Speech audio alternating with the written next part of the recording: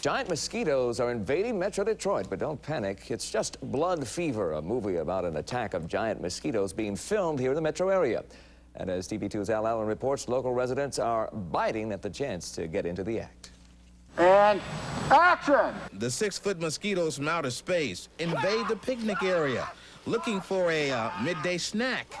They dive in for the kill. Sucking the blood, killing the victims. Do you die in this movie? Everybody dies in the film, yeah. Mosquitoes are pretty darn powerful. From Highland Township, Al Allen, TV2 Eyewitness News. Can't wait to see that one, huh? I bet. Yeah.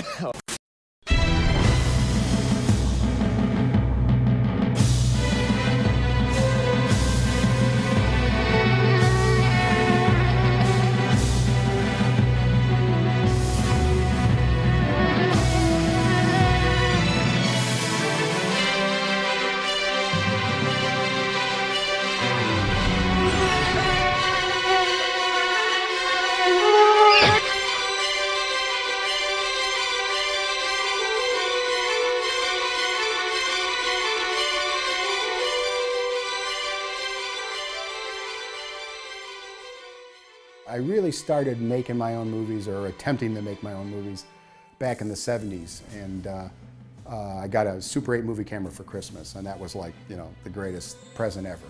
And so I started shooting little vignettes and little effects things. You know, I started out trying some stop motion animation, Sinbad movies, and Ray Harryhausen, of course, was a big hero of mine.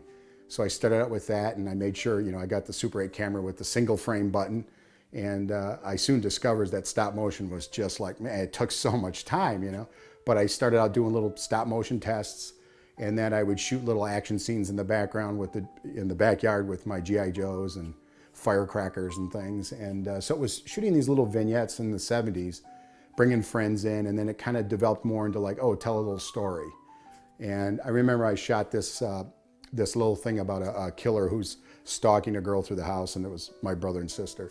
And I remember how much fun it was shooting it, but then I really remember getting the film back, and again, it's like Super 8, so it's like this itty-bitty little film that you could barely see, but putting it in the editor and moving it and cutting it and taping it together and doing the editing and watching how I could make things play out longer or build to a scare, get that suspense going, and it was really a fun time. And also, it was kind of like, I knew I could do it then, you know, just by taping those 4 little pieces of film together, I was actually making a movie. So it was really, for me, started in the 70s. And then from Super 8, I got a 16mm camera, and we kind of just kept going from there, leading up to the feature films. I'm the classic Super 8 filmmaker, you know, made Super 8 movies as a kid, connected with Gary Jones after college. Actually, I went to college for telecommunications and film, and was directed to work on a low-budget feature out of Ann Arbor. That was The Carrier. That was Nathan White's movie.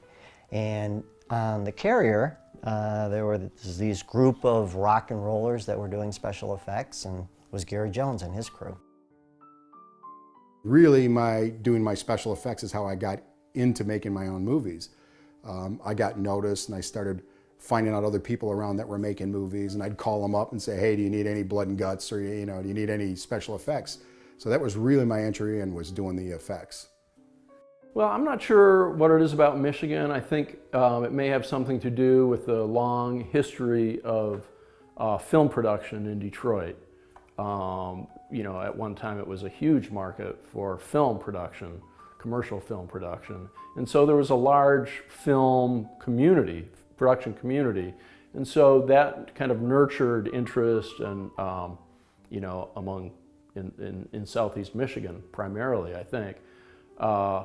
And so, you know, by the mid-'80s, that commercial market was slowing down, and the folks that I was working with, we all had kind of a strong interest in feature production, and so kind of the slowdown of the commercial world kind of created an opportunity to some extent to focus more on feature entertainment and trying to make it happen ourselves.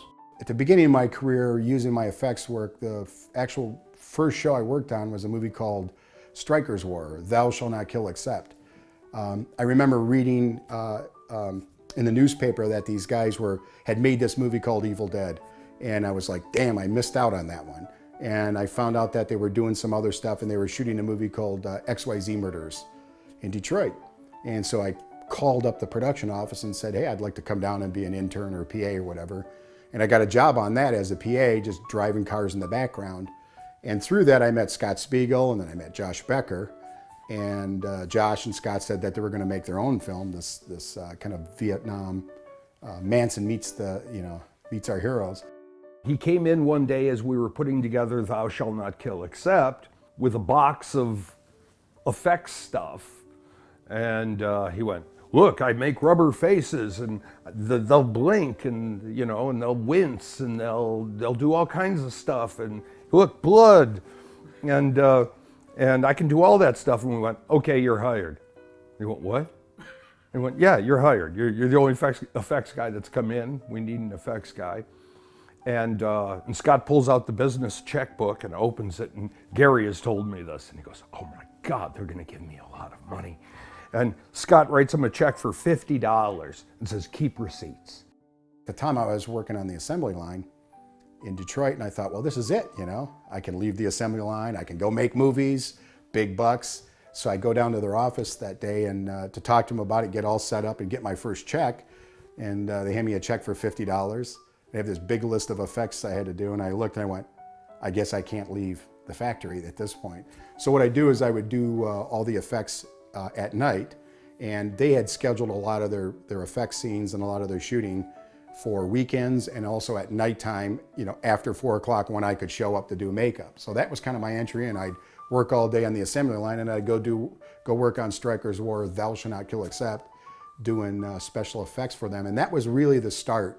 And from there, I got onto Evil Dead 2 and did a lot of puppetries and all the mechanical puppets for that, and some supplemental special effects. So those 2 movies were really kind of the beginning of it. And then after that, I worked on a movie called Moontrap. Again, you know, special effects, props, pyrotechnics, everything. And so that was the progression. Moontrap really was the one that sort of set everything in motion in the way that, because we did, you know, mechanical effects, makeup, robots, pyrotechnics, almost everything you could think of. And on that one was really the showcase for everything that I was kind of doing at the time and could do. So those movies, those really 3 movies. So it was Thou Shall Not Kill, Evil Dead 2, and then Moontrap. And then from there I went out, worked on Army of Darkness. It was right around that time that I knew it was like, okay, it's time for me to move into making my own movies. So after Army of Darkness, I kind of started working toward making my first film.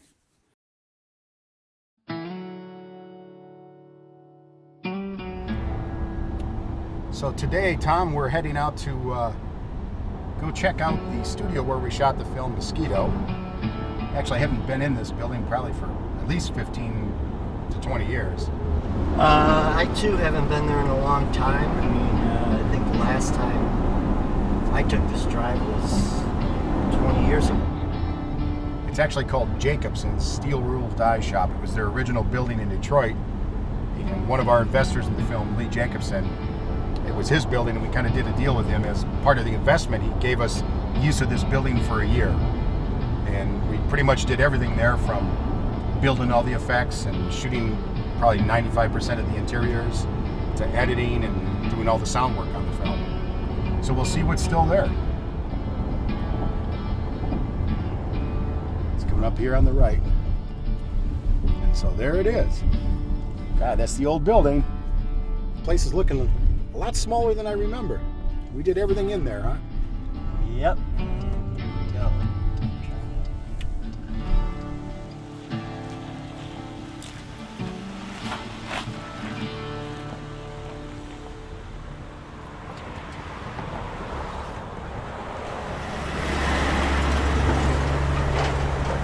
Lee! Gary! How you doing, buddy? Good to see you. It's been a couple of years. Oh, maybe 20? Let's see, 22? Yeah, 22. Here it is, Jacobson's. Still here. Well, we were actually pretty lucky getting this place because this was your building and you let us use for the Right. film. When Jacobson Industries Yeah. moved out to Livonia, this became a movie studio. a movie studio and working on old cars. And we actually we tested all our bugs here in the parking lot. We had our big boom crane that Jake built, flying our bugs around. I remember doing that, and cars would go by here and kind of slow down and to see what we're doing with big giant rubber bugs all over the place. Get him in the doorway more, Jake. Over more. We had a big dumpster here, remember? Every time we'd work on some effects, we'd throw stuff in the dumpster. A lot of times there'd be somebody sleeping in the dumpster, a homeless person or something would jump up, scare the shit out of us. And the good old days. Let's go inside. Yeah, See check what it out. looks like. The idea for Mosquito is kind of interesting. It actually started out, the original title was Skeeters.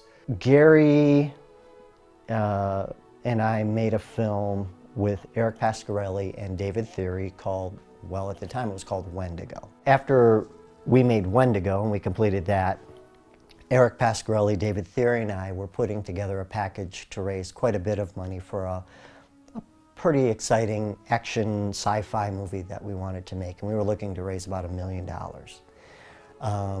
Gary had gone off and he was looking to make a film called Skeeters, and I really liked the idea of 6-foot giant mosquitoes. It was just one of those ideas that you go, wow, why didn't I think of that? It just hit me. Nobody has done a giant mosquito, really. And I thought, okay, it hasn't been done. It's a giant mosquito. Everybody hates them. It would be a natural. So again, it was just trying to find out, you're going to make your first movie, you got to make a splash. And so I thought, well, that's it. I'll do giant mosquitoes. And I started thinking, well, if I make them this big, what if I make them this big? And then, of course, once I thought, okay, I'll make a movie about giant mosquitoes, and I'll call it Skeeters, because that was what we always called them. I went to David and Eric, my two partners, and I said, you know, guys, Gary's trying to make this movie Skeeters. I think with, our abilities and his idea, we could make it really small. We could make it as small as we made Wendigo, maybe a little bit bigger, right?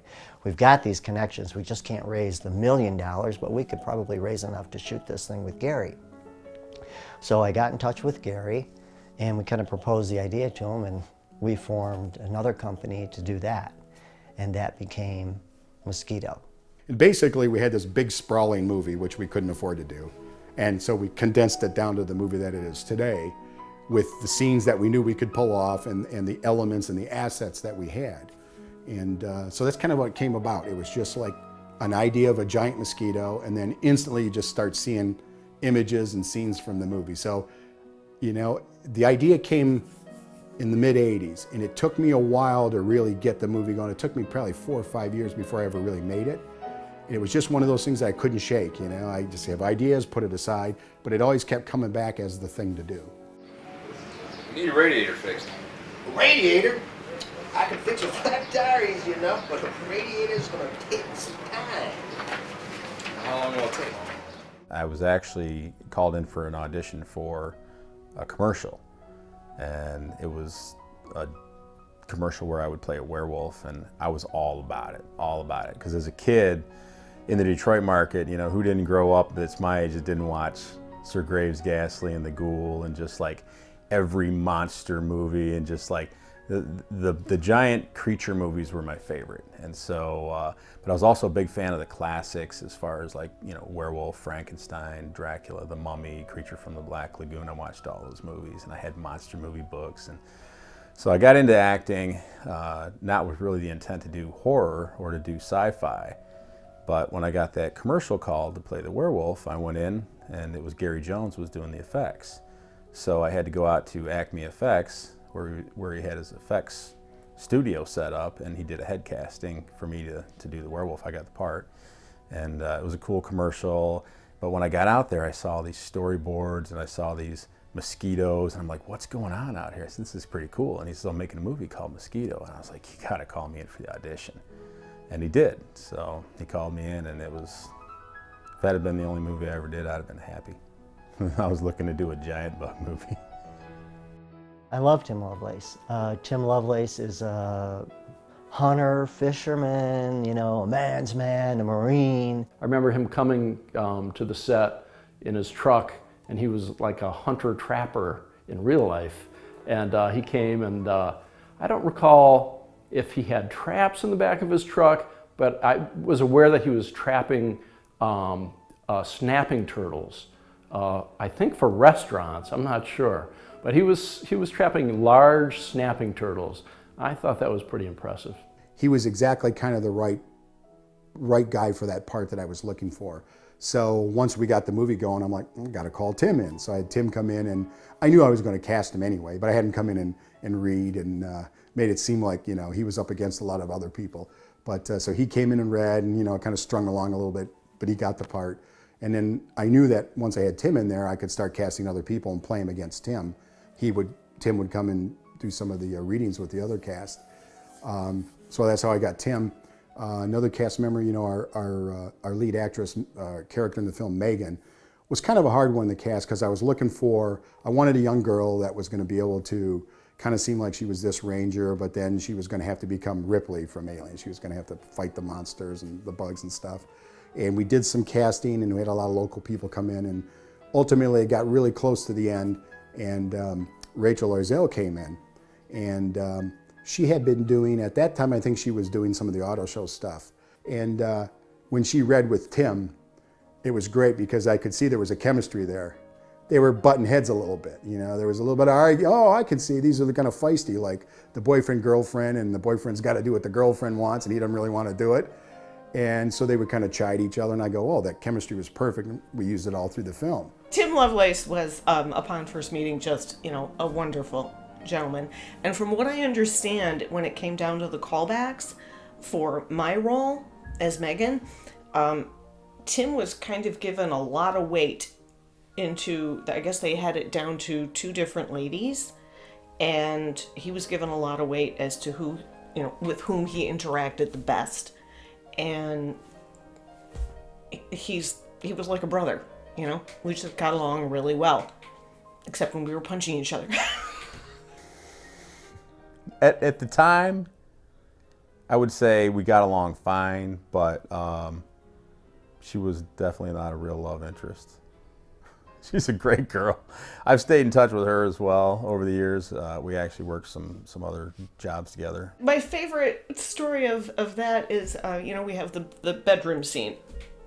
And he made a point of chewing tobacco before we had the kissing scene, and then smiling at me with the chewing tobacco still in his teeth. I'm sure you love that. Oh, that was great. Yeah. That's it then. That's why there are so many bugs outside. This is their breeding ground. Your counter was right. Your meteor's got to be right here. What I liked about the character of Megan was that she was an equal. I mean, it's in so many horror movies, you know, the chick is the one who, you know, is, oh no, and she was just as tough as all the guys, and in some ways even tougher.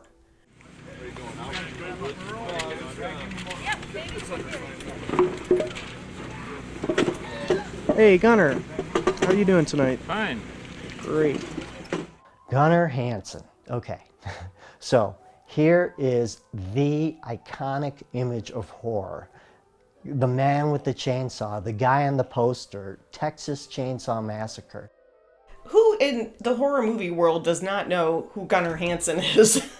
I mean, my, 9-year-old nephew knows who Gunnar Hansen is. He knows, I think for like a lot of people that are into that kind of stuff, that's a big deal. I had met Gunnar Hansen and been corresponding with him for years. And I had another film project that I was going to have him star in. And I had a deal in place for that. That fell apart.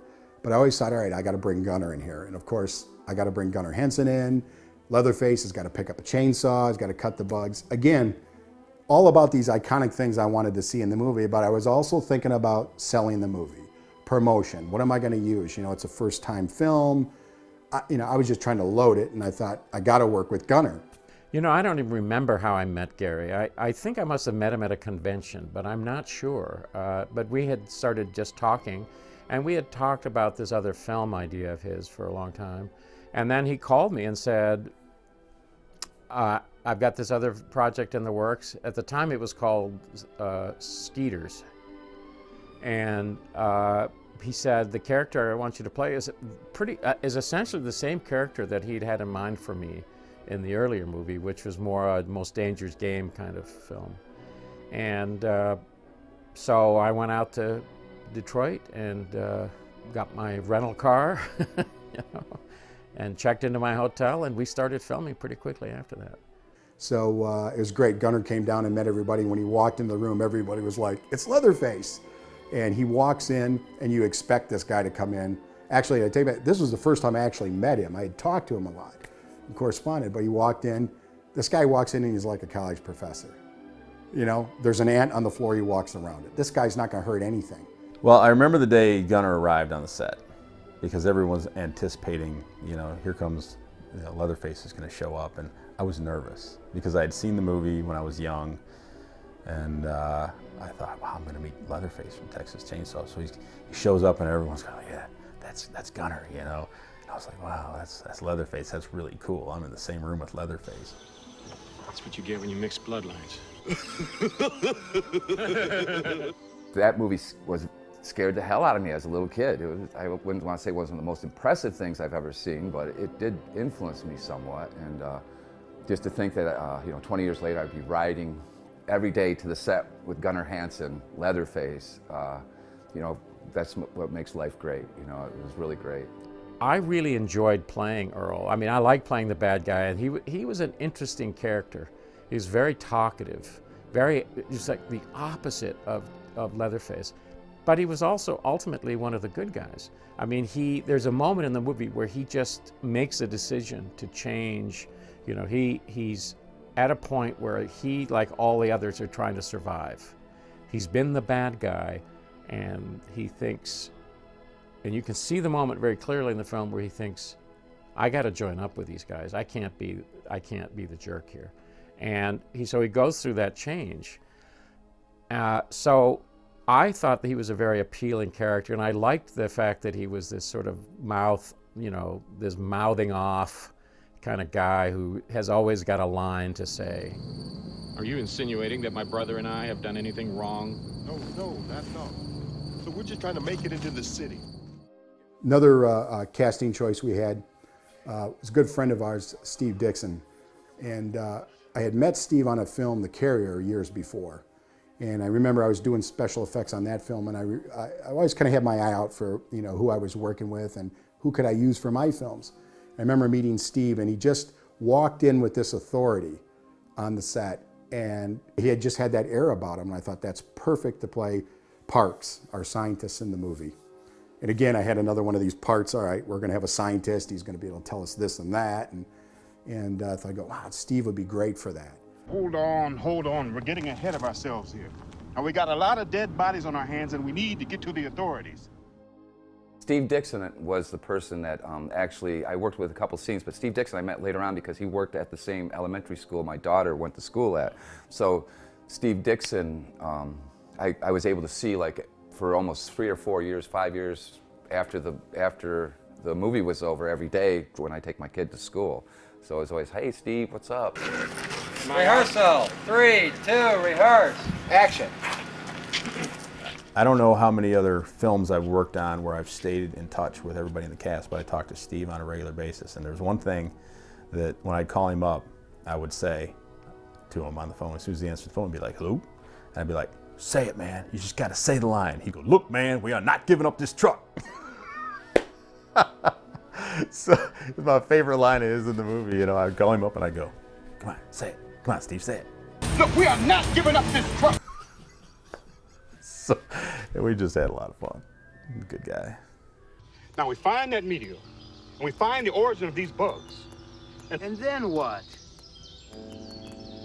And then we get rid of them, whatever it takes. I knew it. I knew you were gonna say that. This other actor I met on The Carrier, once again, was someone I had heard about, but never really, you know, met or talked to, was Ron Ashton. And I knew him from the Stooges music and stuff. And I remember a friend of mine said, yeah, it's Ron Ashton, you know, from the Stooges. He's in the movie. And I went, really? And so I kind of hooked up with him, and we just clicked right away. And all the same stuff I liked, he liked. And the interesting thing about Ron, when I met him, you know, I'm asking him stuff about the band and, you know, the late 60s and early 70s and him with Iggy and his brother out touring. Ron wanted to talk about movies. He told me one of his goals was to be a B-movie actor. And in The Carrier, he kind of had this kind of comedic part. But the thing about Ron is he could always make us laugh. So I go, Ron's got to be in this movie. He's going to be our comedian. He's going to, you know, he's going to be the guy that's going to keep it lighthearted on the set when we're down in the shit. And he's going to be our comedy relief in the movie.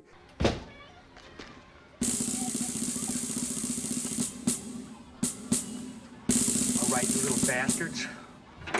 Let's throw down. Ron and I became very, very good friends. He was a Boy Scout, you know. As my son became a Boy Scout, he would call me and we'd talk about the Boy Scouts. And, you know, Ron had the sweetest mother in the world, and he actually lived in Ann Arbor at this time, taking care of his mother. So he would come to the film shoots. His mother would actually make him a sandwich, and then eventually she would make me a sandwich. So, like, every day, you know, Ron would give me this sandwich that his mother had made. Of course, you know, having been sort of a punk myself in my these many years ago days, I knew who Ron was. And his real life person was not at all what I knew about him. Check the basement. Check the basement? Ron and I didn't know it at the time, but we had already worked on another film that was shot in Michigan prior to that. But then as we started talking, I realized that he lived on the street right down from me, maybe 15 houses on the street that I grew up in Ann Arbor.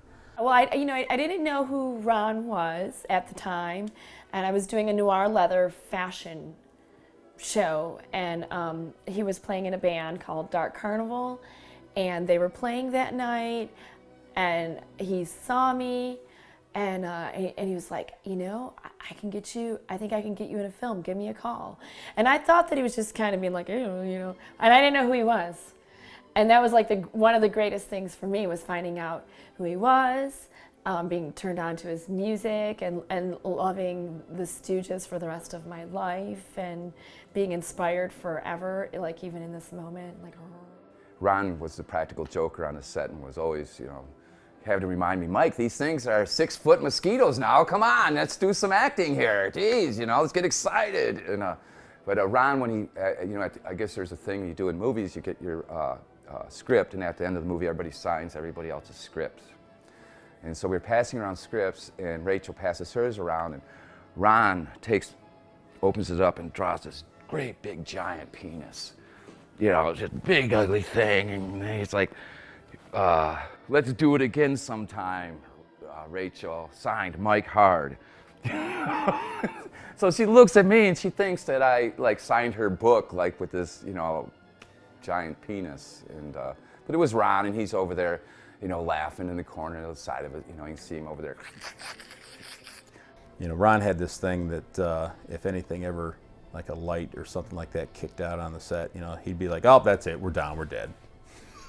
He would just be like, and when he did it, it was instantaneous. Light would kick out, we're down, we're dead. We would just all crack up.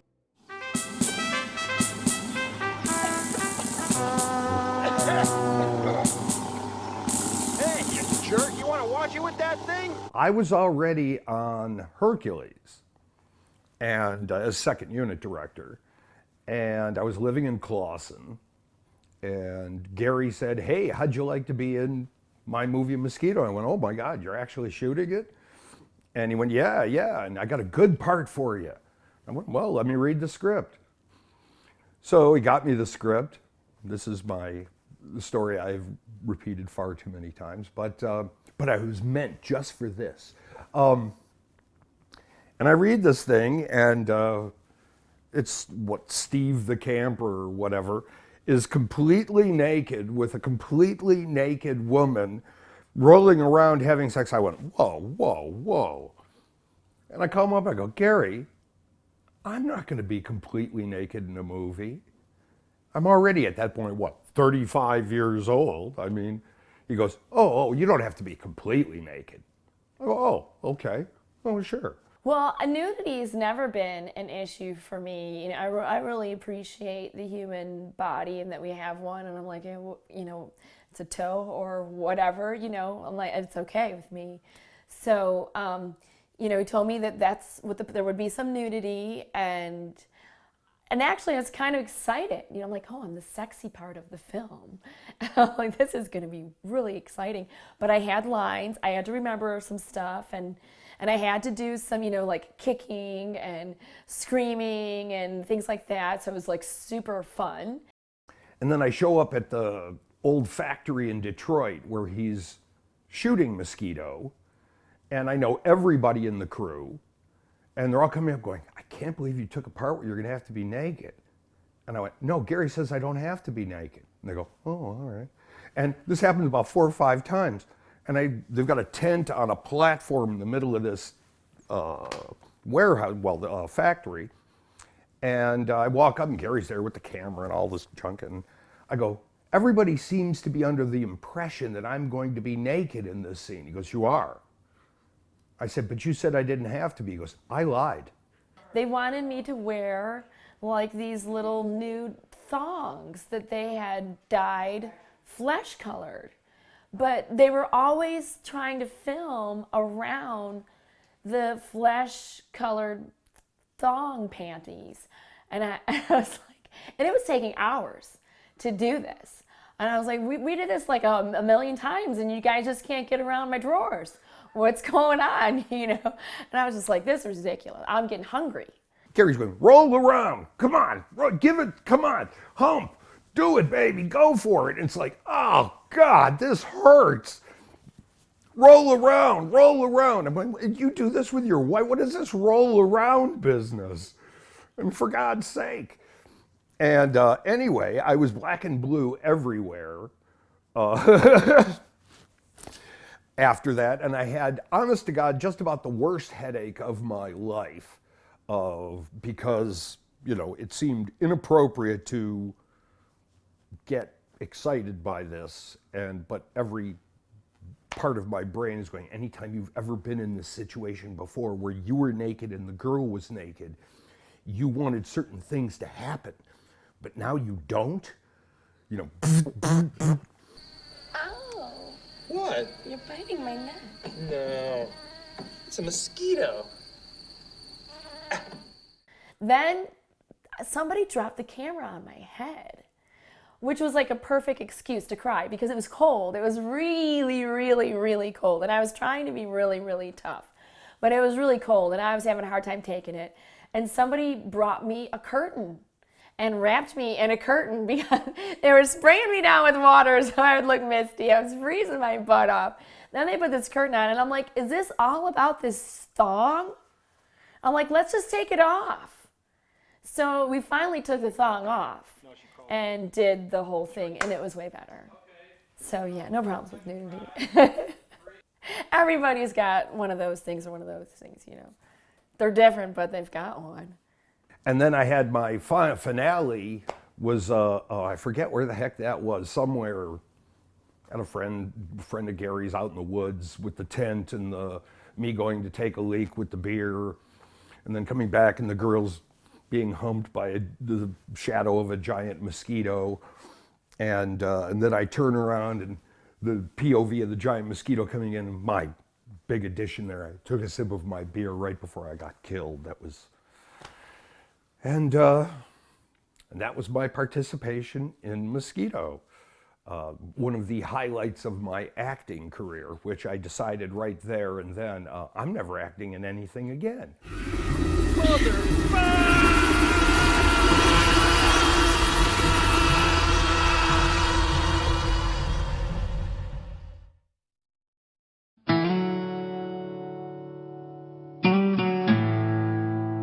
Come on in, Gary. Let's see what we got. This is it, huh? Yep, you can see it's a little bit different. We've leased it out to a place that was trying to make the planet green. You know, they're getting rid of asbestos and all that stuff. This is kind of funny.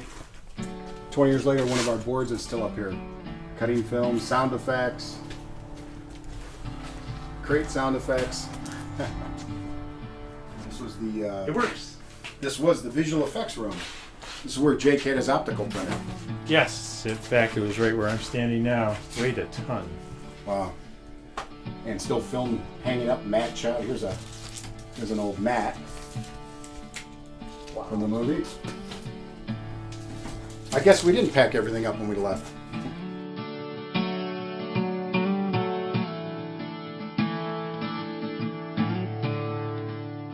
Mosquito pics. So this was a film box. It looks like it had some negative and stuff in it. Seen better days, and that's what's left. The rest is on the big screen. Yeah.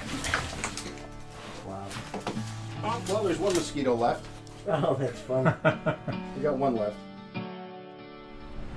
There we go. Our back lot. Ah. This is it, huh? We had the boat right here where we shot the stinger in the eye. That's right, huh? Right?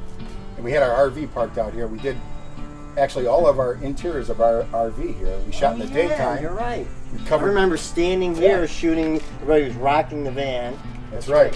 I think we opened these doors. I think we did a little bit at night, but mostly we just tarped it off Right. in 100-degree weather, I think, and shot inside right here. That's right. The RV barely fit in here. It's about enough room for an RV. There wasn't much room for anything else. We had Couldn't even walk around it. lights are on top of the building shining down on it. But hey, it was our back lot. It worked. So, Gary, what was in this room? The day stage. This is where we built our farmhouse set. Right, so the farmhouse was here. Hard to believe in this little area. Yeah, we came through. We had the kitchen over here. Yeah. I think maybe we had about 6 feet between the set walls and the back wall. Yeah. And we had our kitchen was here, dining room was there, and then over on that end was the living room. The big living room. Yeah. And the stairs to nowhere were right over here. And did a little bit of effect stuff in here, but mainly this was our big Right. A stage. The entire end of the movie interior was shot here. Right in there. And the exterior was shot in Jackson at my folks' house. Right.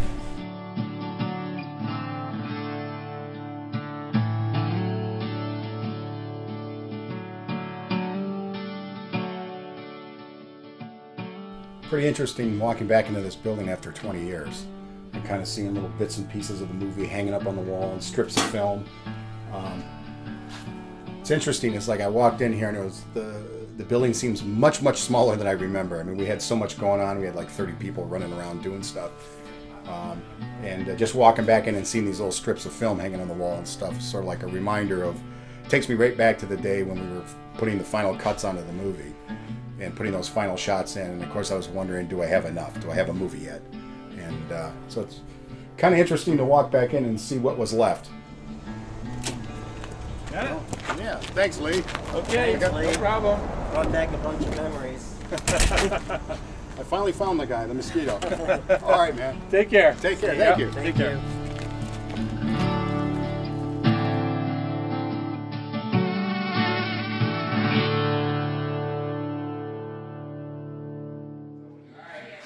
Settled, and then Hughes Jr. is going to leave.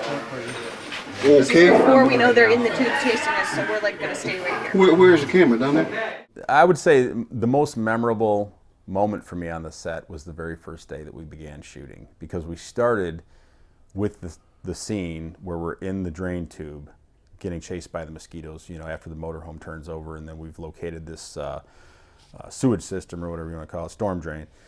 And we're working through there, and the mosquitoes are following us through the drain tube. And that's when it was real to me that, wow, man, I'm in a cool monster movie. I'm running from monsters, and my life is complete.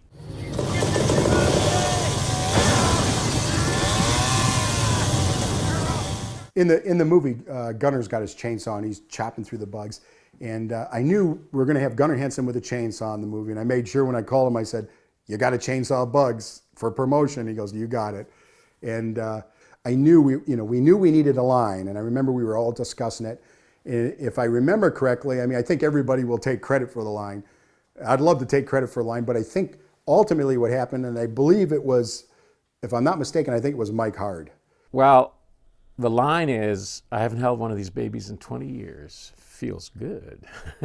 And what happened was, the day before we were going to shoot that, Gary said to me, he's got to say something here. This is the moment, and this is your moment to deliver that line that's going to have the pop. And I think he called it like the $1 million line. So the night before we filmed that, Mike Hard, who played my brother, Mike and I went out for a beer in Ypsilanti. My hotel was there, and he lived in Ypsi. So we went out for a beer, and between us, over several beers, or gallons of beer, between us, we came up with that line. And I thought it was a perfect line, and Gary liked it, so it made it into the movie. Man, I haven't handled one of these babies in 20 years. Feels good. Probably one of the funniest things is if you watch the movie closely, when Ron comes out from underneath the boat and he's got the fogger and he's like, hey, get away from me. We were catching frogs that day because it was taking a while to set the scene up. And Ron loves animals, you know, so he's like, oh man, the frog, check out the frog, you know. I was like, we ought to put some frogs in your pocket. So when you come out from underneath the boat, you know, there's frogs in your pocket. And if you watch the movie, as soon as he comes up, a frog sticks his head out and jumps out of his pocket. So, it was crazy times. I wanted a frog wrangler credit, but I didn't get one. Earl, what are you doing? I'm gonna save your friend. At the end of the movie, Earl has to go into the basement and fight the mosquitoes. So to get into the basement, he's got to cut the basement door down. And so I said, you know, to Gary, we got to clear everybody out. I don't want anybody on the set when I'm cutting this, because I'm going to be putting the point of the chainsaw of the bar into the door. And I said, that's the worst thing you can do. If a saw is ever going to buck, it's going to be when it touches that door. And so we cleared everybody out. It was just Gary and the camera operator. So when I hit the door, that was such a big, powerful saw, and the chain was so sharp that it went through the door like butter. And I know that's a cliche, but I didn't even feel a resistance of the door, so it worked beautifully. And the funny part about that scene is we were on a soundstage, so there were no steps behind the door. So, but you can see when the park ranger goes through it, and Ron shemped it.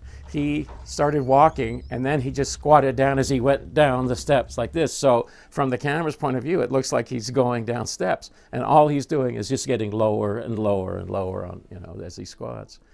So then when I got into the basement, you know, the two things that happened were, first, my pants fell off when I came running down the steps.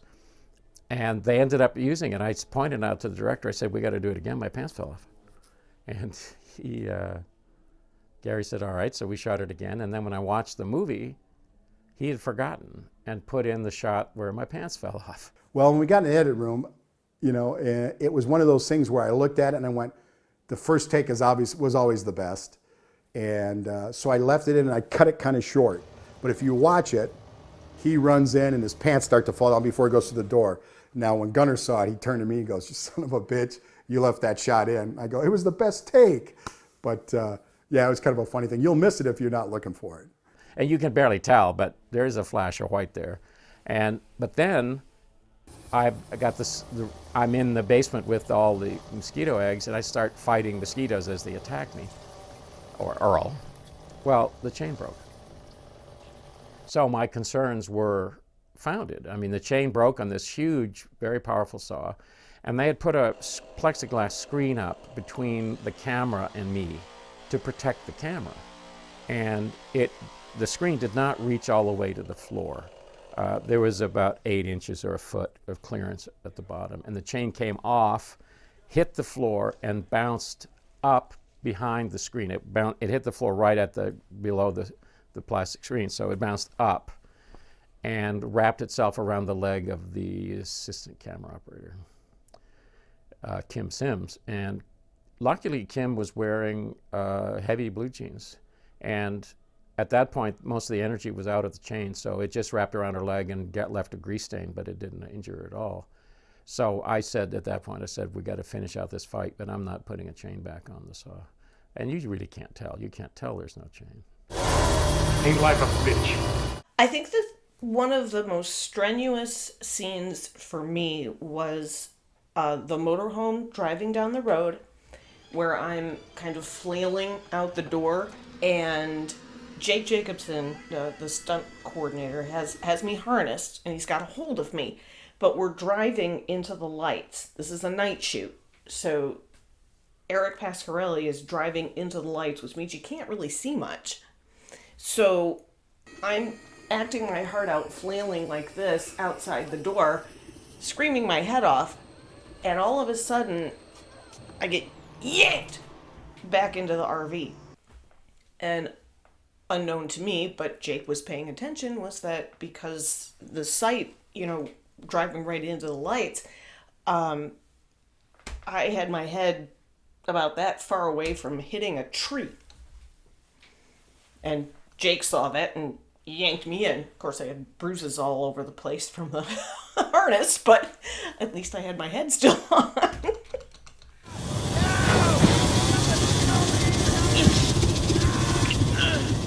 Stunt people. You're looking at them. Yeah, I didn't have any stunt doubles, but I was in pretty good shape back in those days. But yeah, I mean, there was a lot of it. It got physically demanding. There was, anytime you're on a shoot like that where you're working on a limited budget, you just got to be able to just roll with it. It's going to be long days. It's going to be hard. There's going to be uncomfortable situations. You're going to be hot. You're going to be cold. You're going to be miserable at times. You're going to be sitting around waiting for hours, and while they're getting things ready. And that's just, that's the business. You just got to have that. Be prepared for that. When it comes, it's just going to happen. Our director of lighting, George Lieber, was just one of these guys, like a fireman, and he was able to, I'd say, George, you think we could rig it? And it would be done. And he would have a cable, 100-foot cable, 30 foot up in one tree, and 10 foot up down in this tree. And we would literally get up there, and he'd hang me on a harness, and we would zip down the harness and get the bug point of view. We would use very wide lenses for the bug's point of view. I would run, I would chase people and run with the wide angle lens through the woods. Well, he had all different types of mosquitoes. We had miniature mosquitoes, and they were casting all the molds, and they were putting the mosquitoes together, and he had his great effects guys, and they're working on it, and Gary had already built some, and so it was cool because you could see it all happening. It was all still being built, and they were working with different materials for the wings to try to give it a realistic look. But on set with the mosquitoes, and there was the one scene where the mosquito chases after Kenny Mugwump as he comes out of the John, the outhouse, and is chasing him through the woods. That was, obviously done on a wire. We worked a lot with, various stages of, they had the ones that were really rigged up to move the head and look more alive, and then they had some that were just like mosquitoes on sticks that they could keep moving around outside the windows to make it look like they're flying, and lots of mosquitoes, lots of big rubber mosquitoes.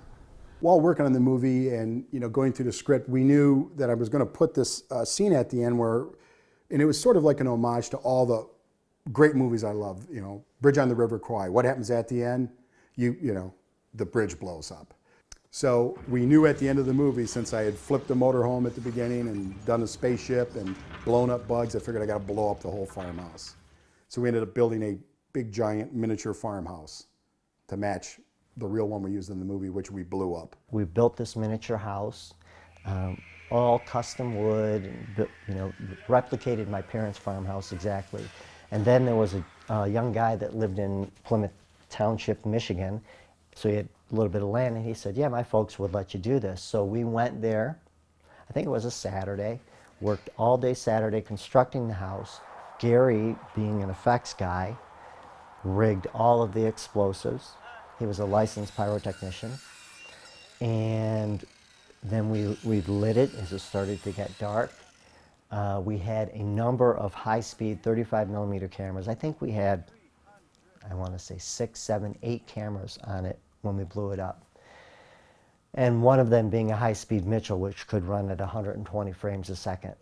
So eventually, early the next morning, we're ready to go.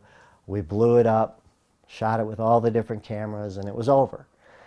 And of course, at this time, you're shooting film, so we really have no idea what we have. So a few days later, I was in a car, I called Gary, and I said, he was picking up the footage. I said, how's it look? He said, ILM. I said, what do you mean? He says, it looks as good as something out of ILM. And I said, really? I thought he was being funny. He said, no, it's amazing, it's incredible. So at least the 35mm high-speed camera was, and it was just gorgeous. The explosion looked great.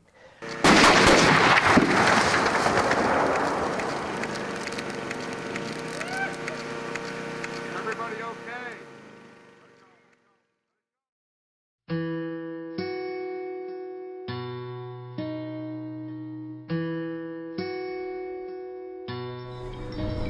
Where are we going, Tom? So we're headed to my parents' house in Jackson, Michigan. 20 years later, 22 years later, we used their home as the final war zone in Mosquito. Both my parents are still living there. The house is pretty much the same. I think it's been painted, a new roof.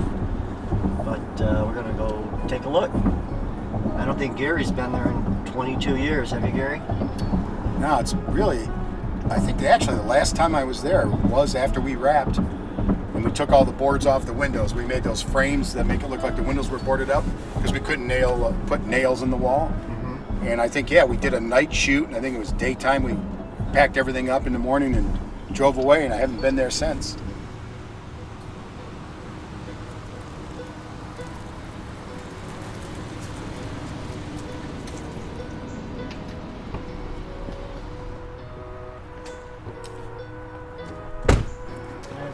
Everything right. Ah, thank you very much.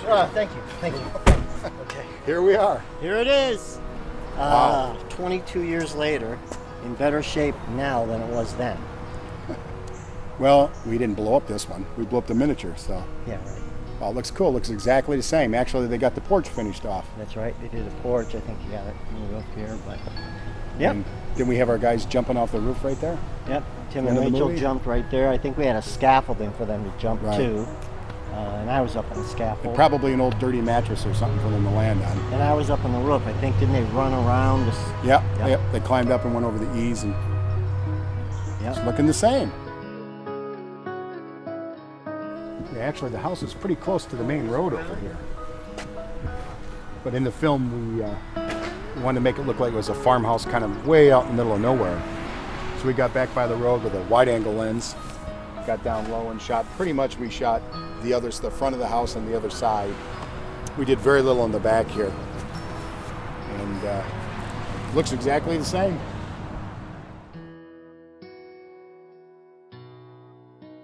So do you remember when we shot here? Sure, you had great big models of the mosquitoes set up over there, and Grandma was alive at that time, and she went out and she was going like this just to be funny. Yeah. So it was great. Yeah. A little bit of an annoyance. We were here all night. I remember working all night, and Dad was working, and he kept to get up early, and we'd still be shooting, and he'd leave for work.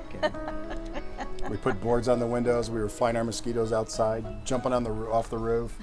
So Gary, what do you think? We do a sequel, and we're going to do Mosquito 2 3D. We're going to shoot it in 3D. No.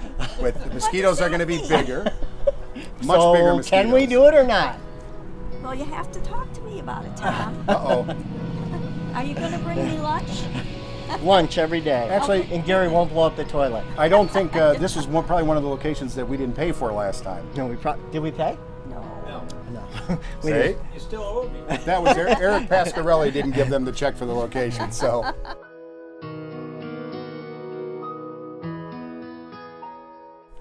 This is the boat that John Renaud and Joel Hill were in fishing. Yep. Joel's still in there, though. You got to let him out. Is he? Joel. 20 years later. So we've got props from the movie all over the place.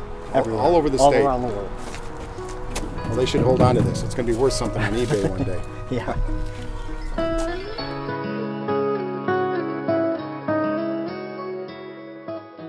Okay, so Gary, I think, this is proof that we really took advantage of supportive parents. Your mom gave you the motorhome, and The motorhome was my folks mom's. let us Yep. shoot here for a week and put up with an entire film crew. That's right. It's like that, it's the classic first-time filmmakers, low-budget filmmaking thing where it's you plan your movie and then you figure out, all right, how do you get all your family and friends involved? Well, Not no. only money, but how do you get whatever they have to put into the movie? I remember sitting there at the kitchen table with you in my little apartment typing farmhouse. Where are we going to get a farmhouse? That's right, yeah. There it is.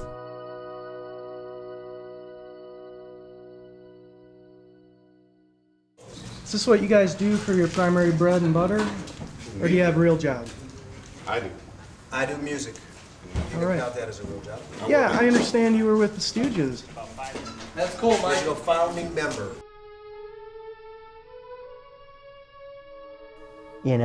It's truly a loss that Ron still isn't around. He passed away too young, but he was a great guy. We made a number of movies together, Ron and I. We would write, we would go up north, go to cabins and write, and we became very, very good friends. Ron was a close personal friend, really. He lived in Ann Arbor, and I would visit with him occasionally. We'd spend evenings together watching old movies or, just shooting the shit. And so he was a very unique individual. He's missed, I think, by all of us. I thought I saw a rabid badger or something over there. If you understand the early times of the Stooges and how they had to live, I mean, people think it's it wasn't a big thing. They lived very low to the ground for a long, long time. And, Ron didn't even see any money until after Iggy asked him to come back in the band. But, during the 70s, 1970s, the 80s and 90s, he was just living in Ypsilanti, or not Ypsilanti, but Ann Arbor. So he was living really low to the ground. And he was a hero, though. Everybody knows who Ron Ashton is in the business. I mean, everybody knows Ron. And just the fact that I could be in a movie with him really was something I'll remember my whole life. Ron, in the rock and roll world, probably kept the Stooges alive. I think he was the dad of the group. Like, guys, we can't be doing this, get rid of all that and this, and come on. I love Ron, whether he's here or not. I always feel like he's here, in spirit. And every night that I toured and played a concert, we played Real Cool Time. And for me, he's the world's greatest guitar player, but also one of the sweetest people that I ever met. The last thing I remember really distinctly about him is the after party from Mosquito, and we were all swimming in the lake and drinking too much, and and it was just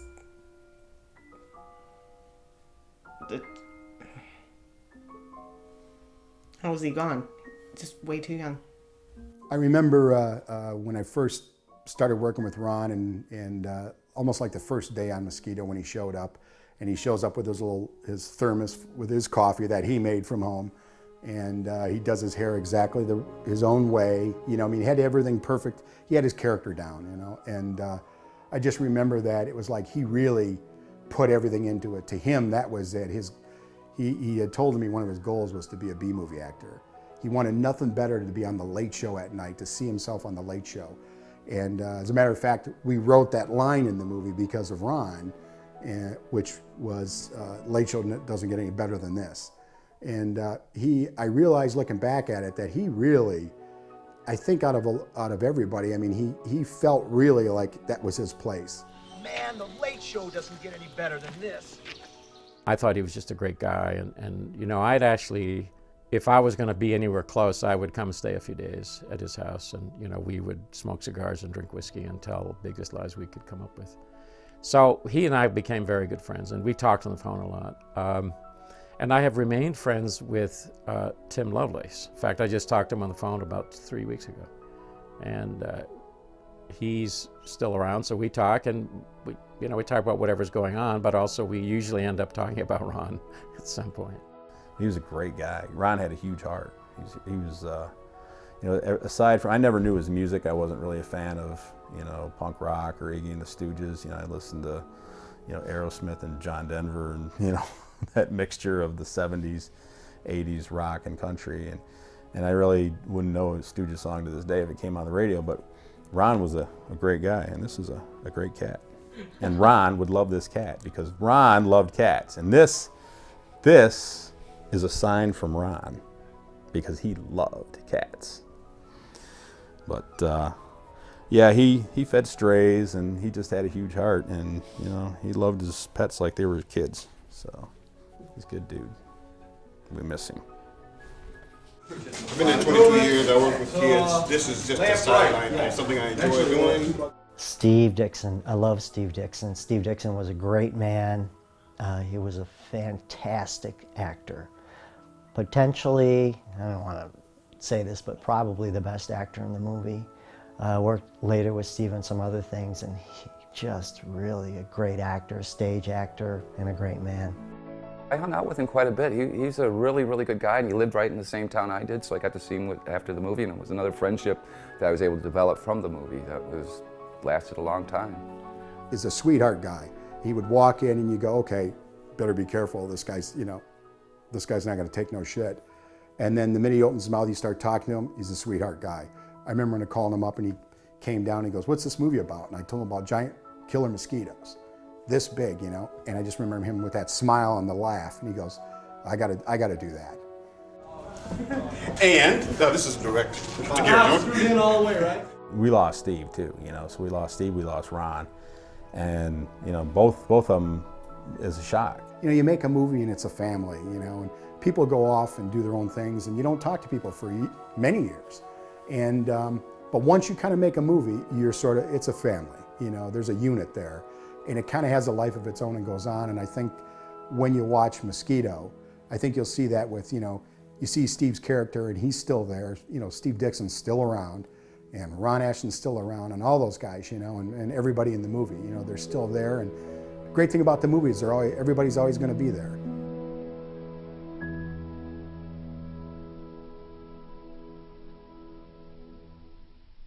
We're looking for our bridge that we used in the movie, where we have our boat with our two fishermen.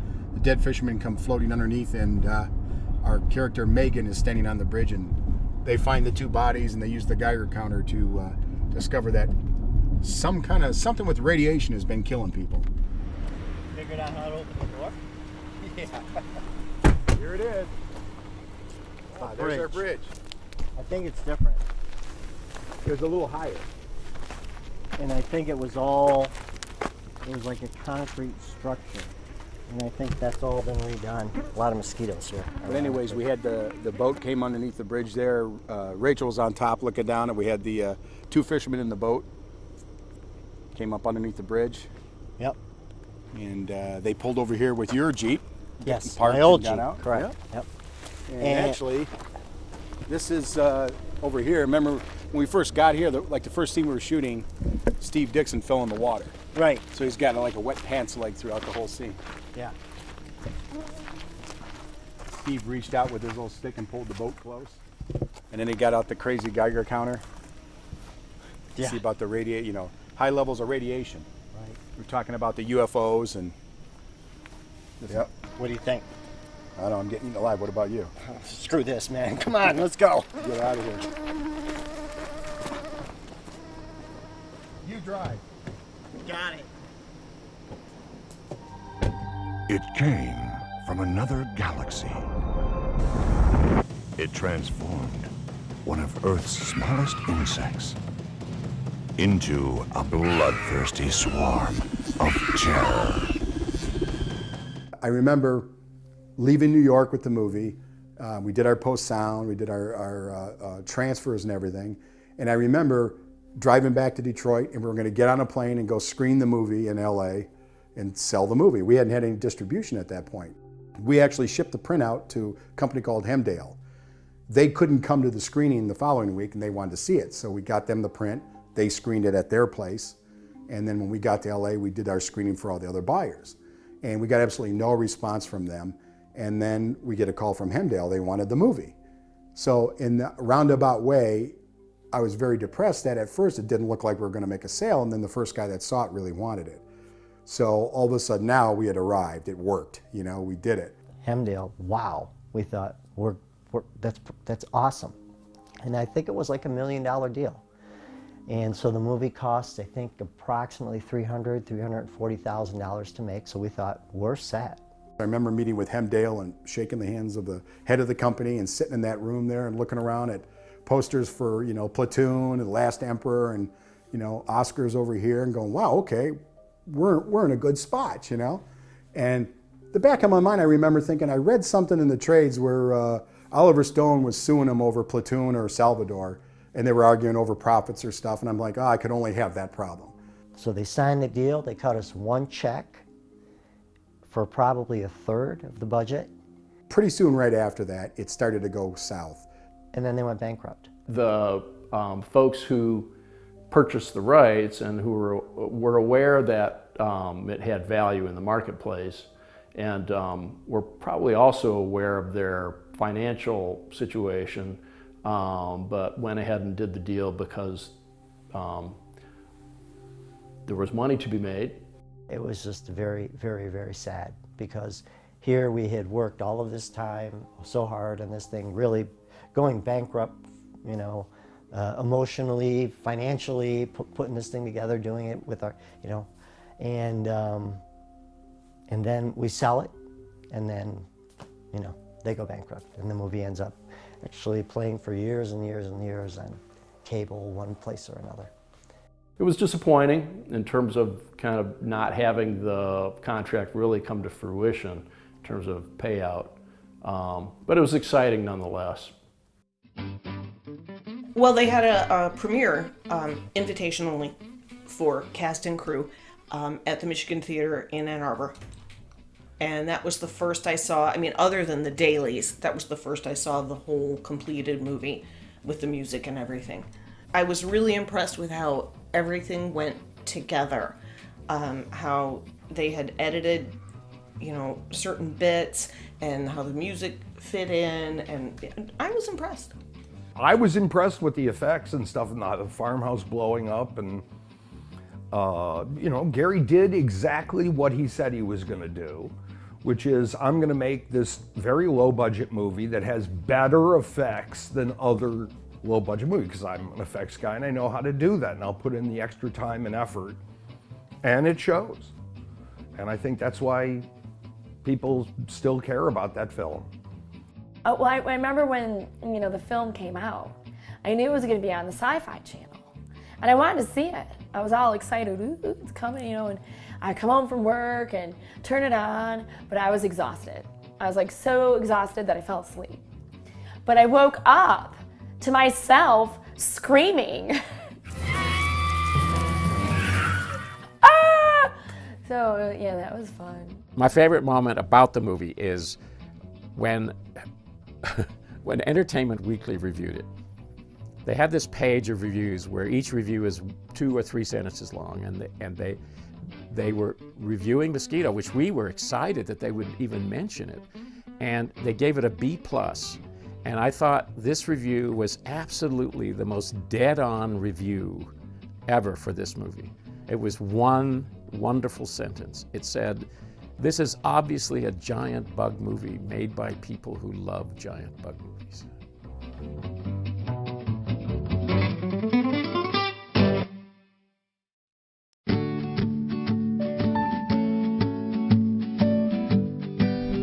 It was actually a pretty interesting day driving around and seeing all these locations. Most of them I hadn't been to for like 20 years. And what's kind of cool is you walk onto that spot, and I can remember where we put the camera, I can remember the day, pretty much almost all the setups we did. And it's kind of interesting. I walk on some of those locations and go, there was one shot I didn't get I'd still like to get. If you just put the camera over here. But it was actually a pretty good day, and it was actually great going back into the studio and finding little film clips and little bits of memorabilia like laying around. It's pretty cool. To me, it was fun. It was energizing.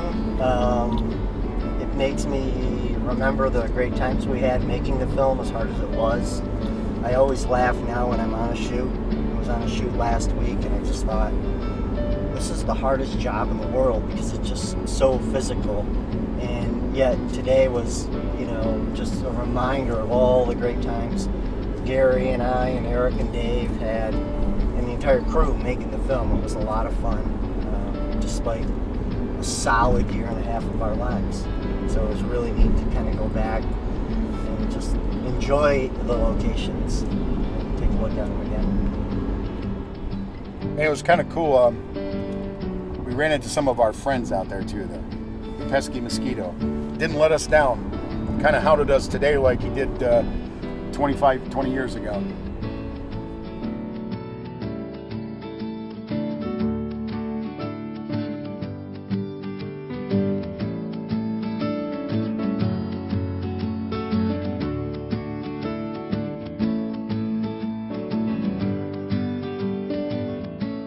I don't think Mosquito ever got its due. I don't think it ever got the distribution it deserved, and I think it could easily have been a real cult favorite. I mean, this was the kind of movie that it was a serious giant bug movie, but it approached the entire subject with great humor. And I think that that was one of the pleasures of the movie, was the kind of peculiar dynamic among all the characters. And in truth, when you're doing this movie, you can't take your characters too seriously, because it just kills the joy of the movie to me. You know, it's the fact that you're having such a great time being these characters. You know, I kept saying I'm Sidney Greenstreet. You know, no one's going to say that if he's taking it too seriously. You know. Well, you know, I worked on a number of feature films over the years, and Mosquito certainly was a high point in terms of my working in feature film production. I was thinking about that, and I was thinking, what were the pictures that I had the most fun working on? And certainly Mosquito is way up there. This is just a fun little movie. It keeps moving forward. It tells a fun story. You know, there's a great group of characters in it, and it endures. It was a wonderful experience with a wonderful group of people who knew exactly what they were doing, and I am grateful to have been part of it. It was just fun working with all those people, and Gary Jones was really, really good to work with, especially where he was working with a bunch of rookies, a bunch of amateurs, and this was his first project. You know, when I think about Mosquito as the first film and the start of a career, really, and that was kind of the thing. I always knew I have to get into the business somehow, and I have to make something that got noticed. And I felt like once Mosquito was finished and we delivered the movie and we sold the movie and it got out there, I kind of looked back and went, wow, it really worked. And I was trying to go through that and break it down and say, well, what did we do right? What did we do wrong? You know, you go back and kind of evaluate it all. And when I look back, I realized that everything that we did wrong, we didn't know, and we thought that it was the right way. And I feel like when you watch Mosquito, when I watch it now, you know, it just brings back obviously the memories of making the movie, but I think it was really kind of a moment in time for me now where everybody kind of came together and everybody had different goals and stuff and wanted to make movies or whatever they wanted to do. And it was just a great experience that everybody brought something to it. The legacy of the movie for me, I think the longest lasting thing of it is I made great friendships out of it. And really, you know, it's the group of friends that you make. And when you can get through a movie where everybody's thrown into this, you know, 16, 18-hour days, very little sleep, you know, you're cold, you're wet, you're hot, and you're grumpy, and you come out of it and, you know, you're like a family. I think it says a lot about the cast, and I think it says a lot about the way the movie was managed by the director too, because, you know, you can have similar situations where you work hard and you're cold, you're wet, and you're miserable, and everybody hates each other at the end, and nobody wants to talk to each other again, but we're all like a big family. It's great.